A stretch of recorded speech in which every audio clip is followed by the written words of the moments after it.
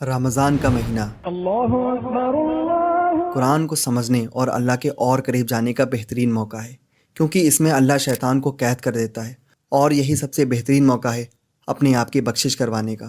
اسلام میں روزہ رکھنا ہر ایک صحت مند مسلمان پر فرض ہے، کیونکہ روزہ رکھنا اسلام کے 5 پلر میں سے ایک اہم پلر ہے جو کہ انسان کی روحانیت کو اور بڑھاتا ہے۔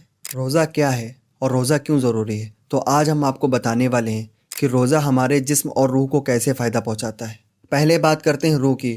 روزے کا بنیادی مقصد ہی یہی ہے کہ تم تقوی اختیار کرو۔ اللہ نے تمہیں تمہاری بنیادی چیزوں سے کچھ دیر کے لیے روک دیا ہے تاکہ تمہارا نفس کمزور ہو جائے، تاکہ تم نے برائی سے بچ کر پرہیزگار بن جاؤ۔ روزہ ایک ڈھال ہے جو تمہیں برائی سے بچاتا ہے۔ نبی پاک صلی اللہ علیہ وسلم نے حدیث قدسی میں ارشاد فرمایا کہ روزہ میرے لیے ہے اور میں اس کی جزا ہوں۔ جب بندہ بنیادی چیزوں سے رکتا ہے تو اللہ کی خاص رحمت کو محسوس کرتا ہے اور وہ اللہ کی نعمتوں کی قدر کرنا شروع کر دیتا ہے، جس کی وجہ سے اللہ اس کو اپنا دوست بنا لیتا ہے۔ اب بات کرتے ہیں جسم کی۔ روزہ تمہاری روحانیت کے ساتھ ساتھ ہمارے جسم کو بھی فائدہ پہنچاتا ہے۔ سائنٹیفک ریسرچ بتاتی ہے کہ روزہ ہماری نیچرل ڈیٹاکسیفیکیشن کرتا ہے، یعنی کہ ہمارے لیور، کڈنی، اسٹمک کی ٹاکسک سیل کو کلین کرتا ہے۔ آپ نے آٹوفیگی کا نام ضرور سنا ہوگا۔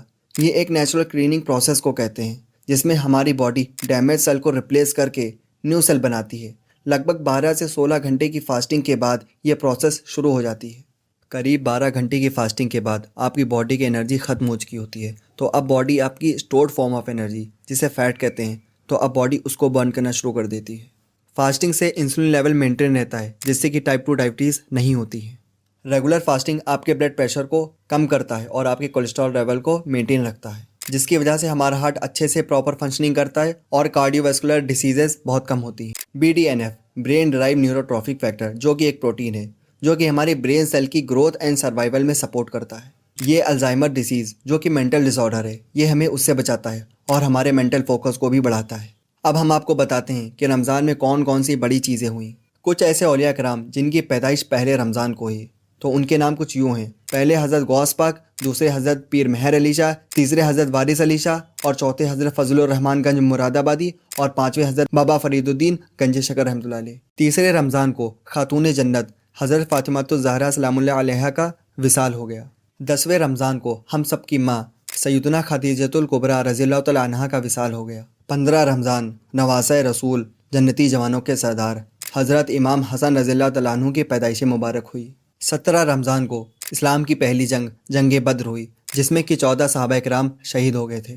17 رمضان کو ہم سب کی ماں حضرت سیدنا عائشہ رضی اللہ تعالیٰ عنہا وصال کر گئیں۔ 21ویں رمضان کو اسلام کے چوتھے خلیفہ شیر خدا علی المرتضیٰ رضی اللہ تعالیٰ عنہ کا وصال ہوا۔ 22 رمضان کو امام احمد رضا خان کے بھائی حضرت مولانا امام حسن رضا خان کا وصال ہوا۔ 17 رمضان کو سیدنا رقیہ رضی اللہ تعالیٰ عنہا کا وصال ہوا۔